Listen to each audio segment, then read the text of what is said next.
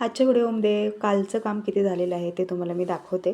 तर काल ना मी टोटल 4 ब्लाऊज शिवलेले होते आणि हे ना कट करून नव्हते बरं का, तर त्याच्या आदल्या दिवशी मी सगळे ब्लाऊज कट करून ठेवलेले होते आणि काल फक्त शिवलेले आहेत। तर शक्यतो मी 4-4 ब्लाऊज एका दिवसामध्ये कधी शिवत नाही, म्हणजे जास्त लोड होतो आणि घरात पण मला भरपूर अशी सगळी कामं असतात। पण काल कट करून ठेवलेले होते आणि काही काम पण नव्हतं आणि मला सगळ्यात महत्त्वाचं म्हणजे ह्या महिन्यातले जे पण सगळे ब्लाऊज वगैरे काही ड्रेस वगैरे आहेत ना, तर ते सगळे 1 तारखेपर्यंत कंप्लीट करायचे आहेत, म्हणून ही सगळी फास्ट एवढी प्रोसेस होती। तर हा बोट नेकचा ब्लाऊज होता जो आत्ता तुम्ही बघितला, तर खूप छान असं सुंदर आलेलं होतं, अगदी सिंपलमध्येच होतं, पोटली बटन्स वगैरे त्याला रेडी करून लावलेले होते। आणि हा पण एकाच कस्टमरचे आहेत हे सगळे, आणि जे आधीच मी सुरुवातीला दाखवलं पिंक कलरचं, तर तो एका कस्टमरचा होता आणि हे 3 ब्लाऊज एकत्र एका कस्टमरचे आहेत।